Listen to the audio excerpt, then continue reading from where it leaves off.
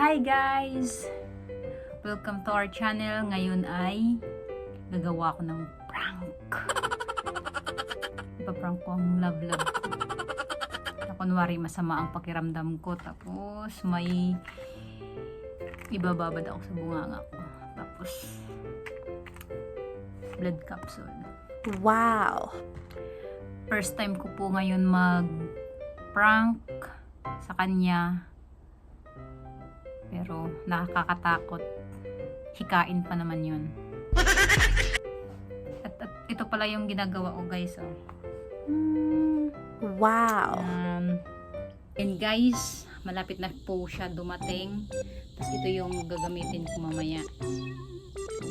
Tapos, kunwari nakakalat lang po dito yung mga di pang drawing ko, yung mga sketching ko. Yan, nakakalat yan yun.